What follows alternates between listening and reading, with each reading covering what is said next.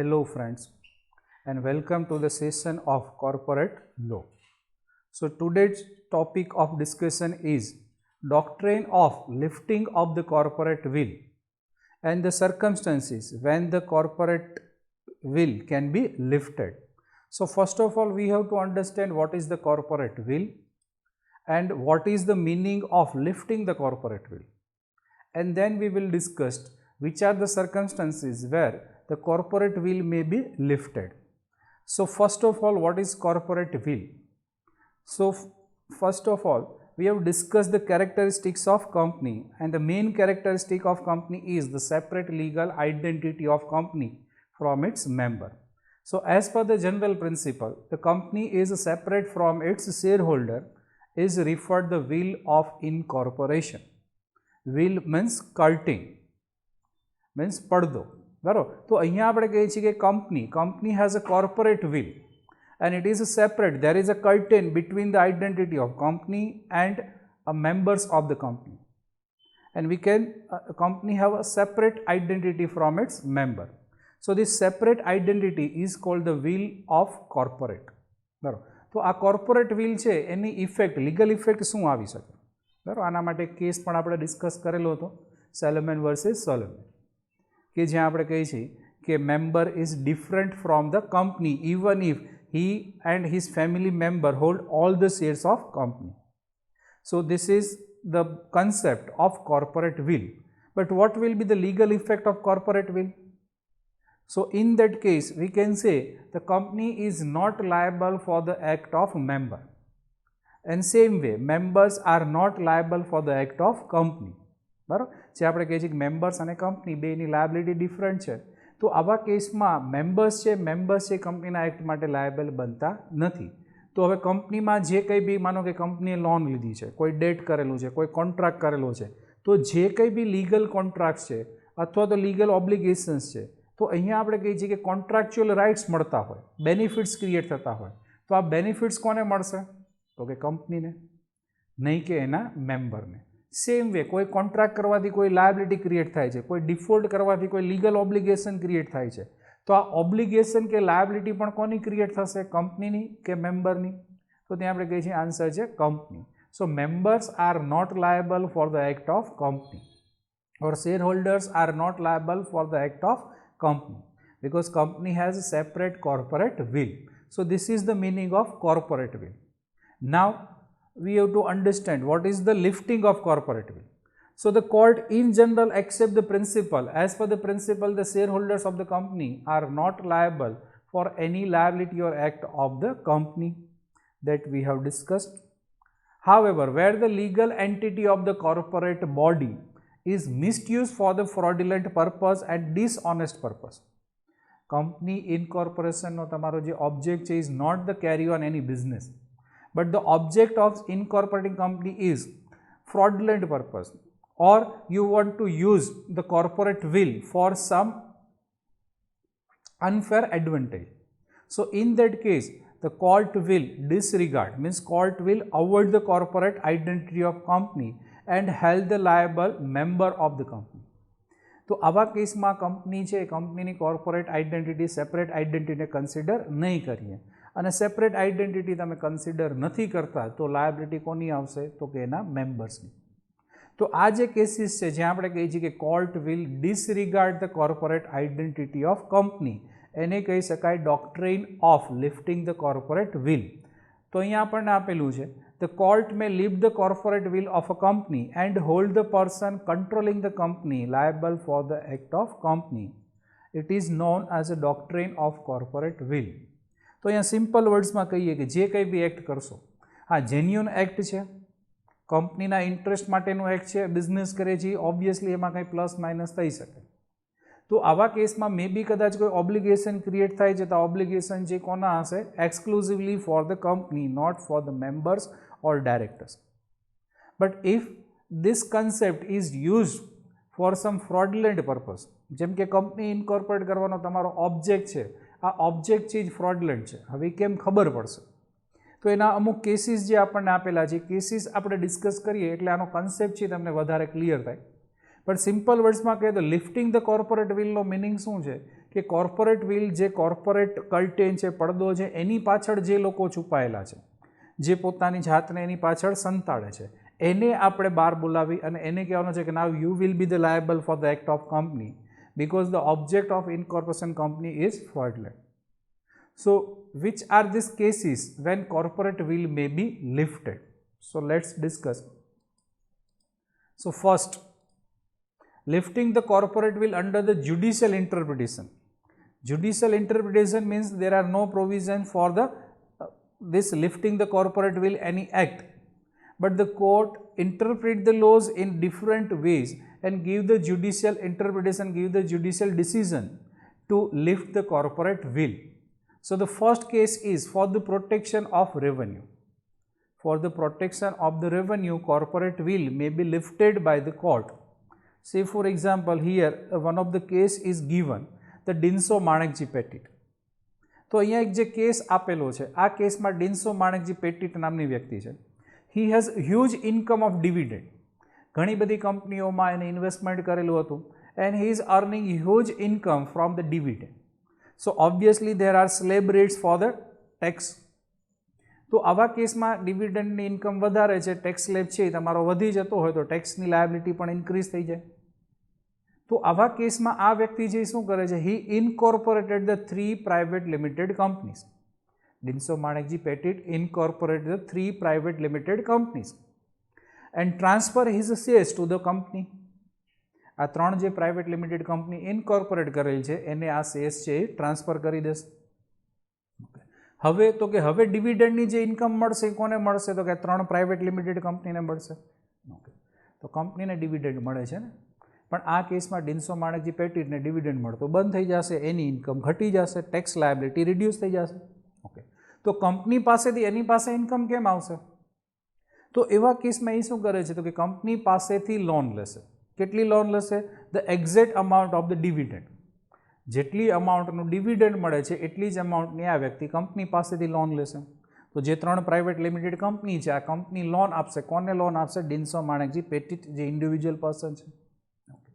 હવે તો કે આ લોન રીપે કરવાની, તો કે ના, જરૂર જ નથી. શું કામ? કંપની આપણી પોતાની જ છે, 3 કંપનીમાં આપણે જ ઓનર છીએ. તો આવા કેસમાં લોન રીપે કરવાની કોઈ રિક્વાયરમેન્ટ નથી. કંપની ક્યારે એની ઉઘરાણી નહીં કરે અને આફ્ટર સર્ટેન ટાઈમ્સ તમે શું કરશો? એઝ અ બેડ ડેટ એને રાઇટ ઓફ કરી નાખશો. તો ઇનડાયરેક્ટલી શું થાય છે, તો કે તમારી ડિવિડન્ડ ઇન્કમ તમારી જ પાસે આવી જાય છે.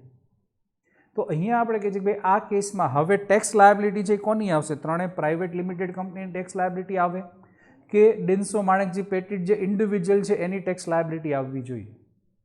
સો as per this judicial decision, in this case court held that the Dinso Manekji Petit and the private limited companies are not the separate person, and Dinso Manekji Petit is liable for the payment of tax. So in that case court has lifted the corporate will. Clear છે? Next, for the avoidance of the welfare legislation. Welfare lose means કે જે આપણે કહીએ છીએ કે payment of gratuity, payment of bonus. તો આવા જે કંઈ બી એક્ટ છે એની પ્રોવિઝન્સ, એના ઓબ્લિગેશન છે એને અવોઇડ કરવા માટે થઈને તમે કંપની ઇનકોર્પોરેટ કરેલી હોય. તો આ કેસમાં પણ તમારો ઓબ્જેક્ટ છે શું છે? For the misuse of the corporate veil.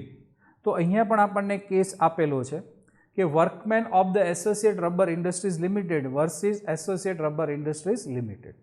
તો આ કેસમાં પણ શું થાય છે કે કંપની છે કે કંપનીનું ઓબ્લિગેશન છે two pay the minimum bonus. કંપનીના જે કંઈ બી વર્કર્સ છે, લેબરર્સ છે એને તમારે બોનસ પે કરવું પડે as per the provision of payment of bonus act. તો એવા કેસમાં પ્રોવિઝન એવી છે, કંપની પાસે જો પ્રોફિટ વધારે હોય તો એવા કેસમાં એને ડિવિડન્ડ છે એની પ્રોડક્ટિવિટીના બેઝિસ ઉપર એને આપવું પડે છે. અને જો લોસ થાય છે તો એવા કેસમાં પણ એને મિનિમમ બોનસ પે કરવું પડતું હોય છે. તો અહીંયા પણ કંપની શું કરે છે, તો પોતાનો બિઝનેસ એક જ કંપની હોય તો ઓબ્વિયસલી હ્યુજ પ્રોફિટ દેખાશે. તો ત્યાં કંપની કરે છે કે when company is incorporate only to avoid the welfare loss by transferring the profit to the subsidiaries company. હવે તો કે તમે સબસિડિયરી કંપની ઇનકોર્પોરેટ કરો છો અને તમારો બિઝનેસ છે એ સબસિડિયરીઝમાં બતાવશો તો obviously there is a division of the profit between the holding and subsidiaries company. So in that case also court has lifted the corporate veil. અને અહીંયા પણ કોર્ટે એવું કીધું કે ભાઈ હોલ્ડિંગ અને સબસિડિયરીને આપણે અલગ અલગ કન્સિડર નહીં કરીએ, અને આવા કેસમાં જે કંઈ બી પ્રોફિટ છે એને કમ્બાઇન્ડ પ્રોફિટ કેલ્ક્યુલેટ કરી અને જે બોનસની લાયબિલિટીઝ આવે છે, જે પેમેન્ટ ઓફ બોનસ એક્ટની પ્રોવિઝન છે એ તમને એપ્લિકેબલ બનશે. સો in that case also court has lifted the corporate will. The next case given is for the prevention of the fraud or improper conduct. So here another case of Guilford Motor Company versus Home નો એક case આપણને આપેલો છે. When a company is incorporated only to conceal the identity of the person committed the fraud. હવે અહીંયા આપણે કહીએ છીએ કે ફ્રોડ કરશે, બરાબર, તો કંપની ઇન્કોર્પોરેટ કરવાનો તમારો ઓબ્જેક્ટ છે શું છે? ફ્રોડ કરવો, આ જ ઓબ્જેક્ટ છે. અને અહીંયા તમે શું કહેશો? ફ્રોડ કર્યો છે. કોણે ફ્રોડ કરેલું છે? તો fraud is committed by the company, not by its member or director. So members and directors are not liable.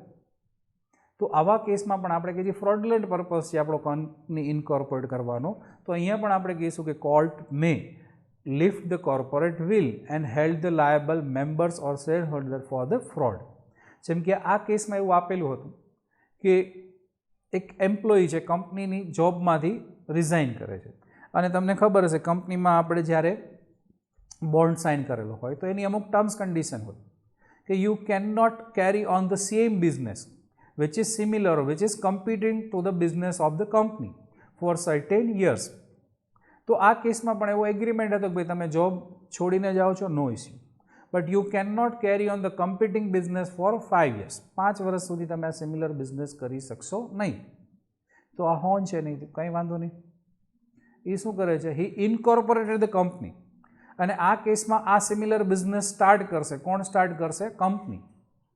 અને અહીંયા એની આર્ગ્યુમેન્ટ એવી છે કે I am not carrying on the any similar business, my company is carrying on the business and company and the members are the different person. તો કંપનીમાં આ business હું કરી શકીશ, હું ઇન્ડિવિજ્યુઅલ કેપેસિટીમાં બિઝનેસ નથી કરતો. So no doubt it is a clear case of fraudulent purpose for incorporating the company. So in this case also the court has lifted the corporate will and court give the judgment that even your company cannot carry on the competing business with the company. So these are the cases, judicial cases for lifting the corporate will. Another case is given for the determination of the character of a company as enemy company. તો normally આપણે કે human being હોય, individuals હોય તો આપણે friends અને enemies હોય, but company is artificial person, so it can not have any enemy. તો હવે આ કેસમાં કંપની છે એનિમી કંપનીનું કેરેક્ટર છે ડિસાઇડ કેવી રીતે થઈ શકે?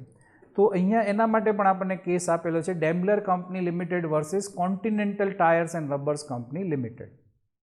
બરાબર, Daimler company limited versus Continental tyre company limited. તો અહીંયા જો એક કોન્ટ્રાક્ટ એક્ટની પ્રોવિઝન છે કે any contract with the alien enemy, means કે જે એનિમી કન્ટ્રીઝ છે એના સિટીઝન સાથે તમે કોઈ પણ કોન્ટ્રાક્ટ કરતા હોય તો આ કોન્ટ્રાક્ટ છે કેવો બનતો હોય છે? Void. So you can not enforce the contract. તો આવા કોન્ટ્રાક્ટમાં તમારા કોઈ રાઇટ્સ કે કોઈ ઓબ્લિગેશન ક્રિએટ થતા હોતા નથી. તો અહીંયા પણ એવું થાય છે કે ભાઈ એક વ્યક્તિ છે ગુડ્સ પરચેસ કરે છે, એનું બિલનું પેમેન્ટ કરવાનું થાય છે, અને જ્યારે પેમેન્ટ કરવાની લાયબિલિટી આવશે ત્યારે આપણે કહીશું કે this contract is made with the enemy company. આ કંપની છે એ એનિમી કંપની છે, અને એનિમી કંપની સાથેના જે કંઈ બી કોન્ટ્રાક્ટ હોય, કોન્ટ્રાક્ટ કેવા બનશે? Void. So there is no liability to pay the amount. બરાબર. તો હવે આપણે કહીએ છીએ કંપની છે એ ફ્રેન્ડ છે કે એનિમી? તો નોર્મલી કોઈ પણ કંપની, સે ફોર એક્ઝામ્પલ કોઈ કંપની ઇન્ડિયામાં ઇન્કોર્પોરેટ કરશો તો ઇન્ડિયન કંપની ગણાશે કે foreign company? Obviously Indian company ગણી શકાય. બરાબર. તો એક્ઝેક્ટલી આ કેસ પણ એવો હતો કે યુકેમાં, બ્રિટિશમાં, ઇંગ્લેન્ડમાં એક કંપની ઇન્કોર્પોરેટ થાય છે. So obviously it is company incorporated in England, so it is an English company. But the control of the company, because all the board of directors, all the directors of the board are resident of the Germany. અને જે કંઈ બી directors, બધા directors છે resident હતા, ક્યાંના હતા? જર્મનીના. તો કંપની ઇન્કોર્પોરેટ થાય છે ઇંગ્લેન્ડમાં, but the control of the company is in Germany. And at the time of world war the Germany is the enemy country for the England. તો આવા કેસમાં હવે કંપનીનો કંટ્રોલ છે કોની પાસે છે? એનિમી કન્ટ્રીના સિટીઝન્સ પાસે. તો અહીંયા આપણે કંપનીને સેપરેટ આઇડેન્ટિટી કન્સિડર કરીએ તો કંપની છે નો ડાઉટ ઇંગ્લિશ કંપની છે. તો આવા કેસમાં અલ્ટિમેટલી તમે જે પેમેન્ટ કરો છો, કોન્ટ્રાક્ટ કરો છો, પણ ઇનડાયરેક્ટલી આ કોન્ટ્રાક્ટ કોની સાથે થાય છે? તો કે citizens of the enemy country. So in this case also court has lifted the corporate will and court has given the judgment that the company is enemy company and any contract with such company is void. So there is no obligation to pay any amount and there is no obligation to perform the contract with such company. So these are the judicial decisions, judicial cases where court has lifted the corporate will. Now there are certain provisions, statutory provisions. Statutory provisions means these provisions are given in certain laws. Certain provisions are given even in the Companies Act itself. So the first provision, reduction in the number of members below the statutory provisions. So minimum number of members required for private limited company 2 members, for public limited company 7 members. And in that case liability of the member is limited because members are not liable for the act of company. But if number of members reduced below the statutory provision, means in case of private limited company number of members reduced to 1 and in case of public limited company number of members reduced less than 7 and you carry on continue the business for 6 months. 6 મહિના સુધી આ business continue રાખો છો. Normally members ઘટી જાય તો શું કરવું પડશે? You have to increase the number of members or you should dissolve the company. You should wind the company. But if you continue the business for more than 6 months, having the knowledge that the number of members are reduced, so in that case all the members will be personally liable. અને આ કેસમાં દરેક members એની personal liability આવશે એટલે આપણે કહીશું separate identity છે એ avoid થઈ જાય. તો આ કેસમાં કંપનીના જે કંઈ બી ઓબ્લિગેશન્સ છે, લાયબિલિટીઝ છે એ કોણ પે કરશે? મેમ્બર્સે પે કરવા પડશે. So in that case a corporate will may be lifted because we are not considering the company and member as a separate person. Another provision, fraudulent trading with the creditor. તો creditor સાથે જે કંઈ બી fraud કરો છો તો fraud માટે companies એક્ટમાં provision છે under section 447. there is a provision for the imprisonment for the term up to 6 months and maximum up to 3 years. બરાબર. તો મિનિમમ 6 મહિનાથી લઈ અને 3 વર્ષ સુધીની ઇમ્પ્રિઝનમેન્ટ જેલની સજા છે. તો હવે આવા કોઈ પણ કેસમાં આપણે કહીએ છીએ કે ભાઈ ઇમ્પ્રિઝનમેન્ટ છે, જેલમાં મોકલવાની વાત થાય તો જેલમાં તો કોને મોકલી શકાય? કંપનીને તો લઈ ન જઈ શકાય. તો હવે કંપનીમાં જે કંઈ બી ફ્રોડ થયેલું છે, કંપનીએ કોઈ થર્ડ પાર્ટી સાથે ક્રેડિટર સાથે ફ્રોડ કરેલા છે, તો આવા ફ્રોડલન્ટ પર્પઝમાં લાયબિલિટી જે કોની આવશે? તો ઓબ્વિયસલી એના ડાયરેક્ટર્સ છે અથવા તેના મેમ્બર્સ છે. Persons who are involve in the commitment of fraud will be held personally liable. So in that case you cannot say fraud is committed by the company. Otherwise તો તમે એવું કહેશો જેમ કે અહીંયા આપણે કહીએ છીએ એક્ઝામ્પલ લઈ શકાય, વિજય માલ્યાનું એક્ઝામ્પલ છે, નીરવ મોદી છે. All these persons have committed the fraud in the name of company. Kingfisher airlines છે તો કિંગફિશર એરલાઇન્સ છે ડૂબી ગઈ છે, લોન એને લીધી હતી, બરાબર. છતાંય જે કંઈ બી કેસીસ ફાઇલ થયેલા છે, લીગલ એક્શન લેવાય છે, કોની સામે લેવાય છે? તો કે વિજય માલ્યા સામે. Because he has committed the fraud in the name of company.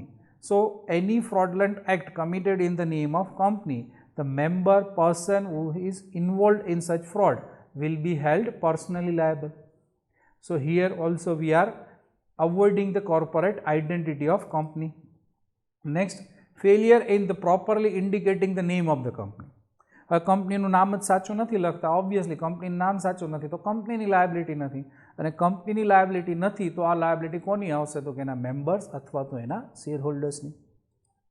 Next, misstatement in prospectus. Once again there is a criminal liability for the misstatement in prospectus. પ્રોસ્પેક્ટસનો ટોપિક ડિટેલમાં આવશે ત્યારે આપણે એને ડિટેલમાં ડિસ્કસ કરશું, પણ અત્યારે એટલું કહી શકાય કે પ્રોસ્પેક્ટસમાં કંઈ પણ મિસસ્ટેટમેન્ટ, ખોટી માહિતી આપેલી છે તો એના માટે પણ ઇમ્પ્રિઝનમેન્ટની પનિશમેન્ટ છે. અને જ્યાં જ્યાં ઇમ્પ્રિઝનમેન્ટ આવશે તો ઓબ્વિયસલી આ કેસમાં આપણે કંપનીને તો લાયબલ ન કરી શકીએ. સેમ વે જે કે બી ફાઇન પે કરવાનો છે એ ફાઇન માટે પણ, જે પેનલ્ટીઝ પે કરવાની છે પેનલ્ટી માટે પણ એના ડાયરેક્ટર્સ છે, મેમ્બર્સ છે, લાયબલ બની શકતા હોય છે. Next, in case of holding and subsidiary company. તો અહીંયા એક એક્ઝામ્પલ આપી દઉં તમને કે માનો કે કોઈ પ્રાઇવેટ લિમિટેડ કંપની છે પણ એ પ્રાઇવેટ લિમિટેડ કંપનીની હોલ્ડિંગ કંપની છે એ પબ્લિક લિમિટેડ કંપની છે. તો અહીંયા કંપનીઝ એક્ટની પ્રોવિઝન પ્રમાણે તો આ જે પ્રાઇવેટ લિમિટેડ કંપની છે એને પણ પ્રોવિઝન્સ કઈ એપ્લિકેબલ બનશે? તો કે provision of the public limited company, even if it is a private limited company by its articles. એના આર્ટિકલ્સમાં બધા જ રિસ્ટ્રિક્શન, બધી જ પ્રોવિઝન્સ છે, બરાબર. તો બાય આર્ટિકલ્સ કેવી કંપની છે? તો કે પ્રાઇવેટ લિમિટેડ. પણ એની હોલ્ડિંગ કંપની જે શું છે? Public limited. તો આ કેસમાં પ્રાઇવેટ લિમિટેડને પણ આપણે ટ્રીટ શું કરશું? Public limited company. So here also we are disregarding the corporate identity, means status of the private limited company, and we are considering such company as a public limited company. Non-payment of the tax payable by the company. તો company tax pay નથી કરતી, તો obviously એના માટે પણ જે કંઈ બી liabilities આવે છે, જે ડિફોલ્ટ છે, બરાબર, તો ત્યાં officer who is in default, અને જેમાં normally directors of the company હોય છે. તો આ કેસમાં પણ આપણે એવું ન કહી શકીએ કે there is default committed by the company, because a compliance of legal provision is the liability of directors of the company. So in that case, directors will be personally liable for such default. So these are the cases where corporate lift may be lifted under the statutory provisions. So this is the concept of corporate will and lifting the corporate will. And next topic we will discuss in next session. Thank you.